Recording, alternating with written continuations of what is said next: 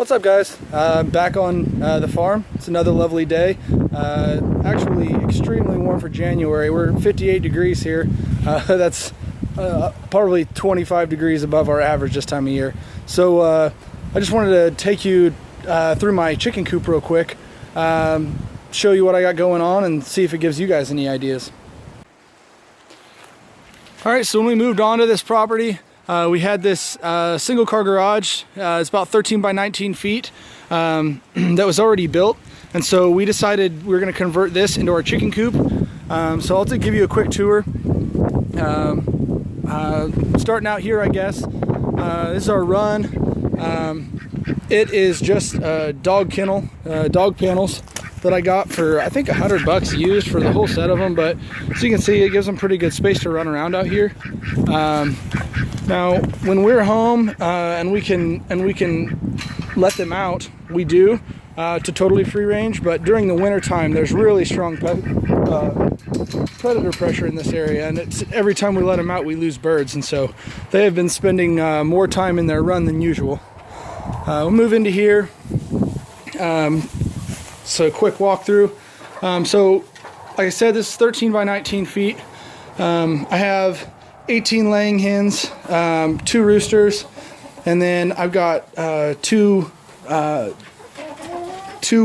hens and 1 drake. So that's what I've got living in here. Pretty decent amount of space for the number of birds I've got.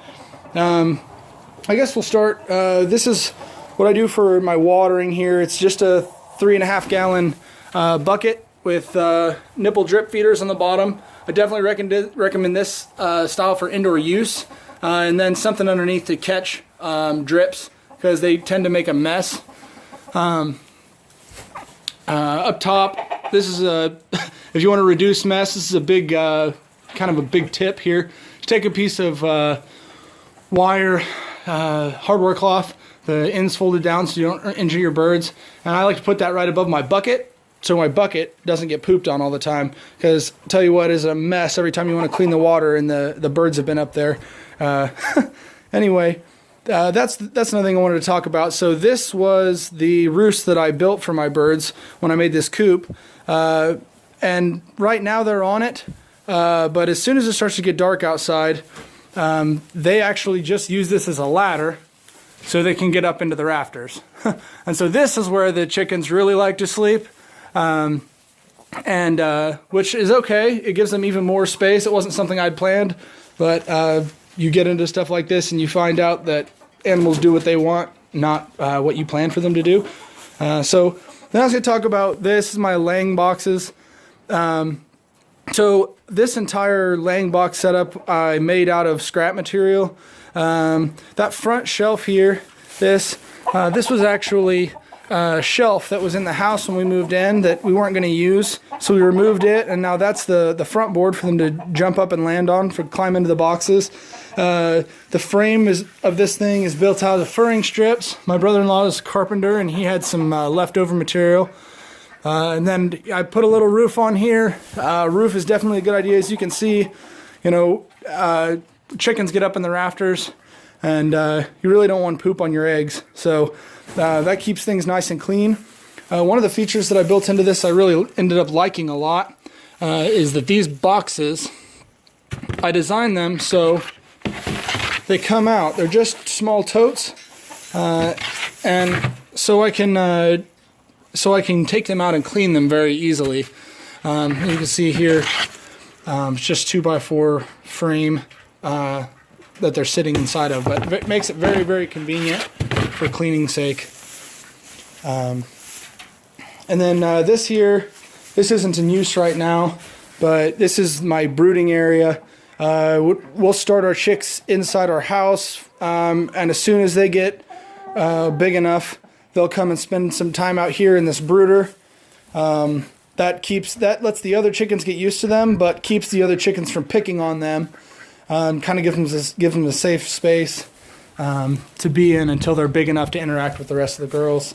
This is another really cool feature, just something that we came across with this coop. So it's nice outside right now. So show you what we can do here.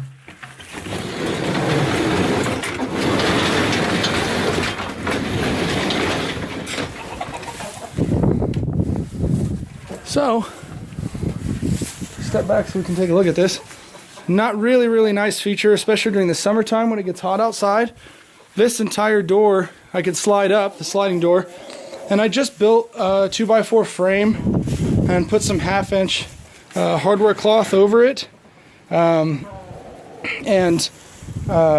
allows for really good ventilation and keeps the coop from getting too hot during the summertime. And a lot of times during the winter, if it's not too cold, I'll crack that door open just a little bit for added ventilation in the coop as well.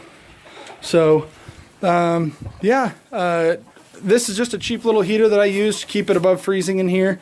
And then another important thing that you need to design for is you need to design a way to keep your water warm. I went through 2 waters already earlier this winter because my previous methods didn't keep it from freezing. So you freeze it up and you'll break your nipples or crack the bucket itself and ruin your water. So what I have set up right now is just a heat lamp. I mean, just a foot away, just shining on that bucket, and that keeps it from freezing.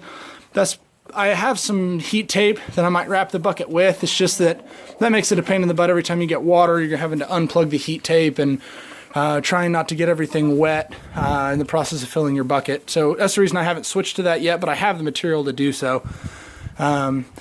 One thing, I make sure if you're going to have anything where the birds can get on top of it or knock it around, and I've got this wired up here with stainless steel so it can't fall off and hit the floor and start a fire.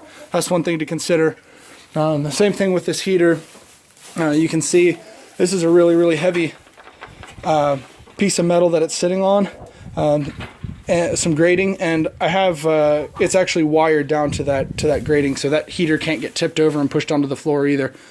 You really don't want to barbecue 20 birds. So, all right, guys. That was my coop. I'm hoping maybe gives you some ideas for your coop construction. Just shows you what we're working with here on the farm now. We may at some point switch to chicken tractors when we have our orchard established. But you can see here, this is my ladder. My ladder was super simple build. It's just 2x4s that I drilled holes in and ran dowel rods through. So that was a pretty easy, cheap thing as well. So, all right, guys. Well, if you have any questions, want to see anything else, let me know. And thanks. One more quick tack on here. We were looking right at this and didn't even talk about it. This is my feeder here. It's actually made out of I believe it's 4-inch pipe.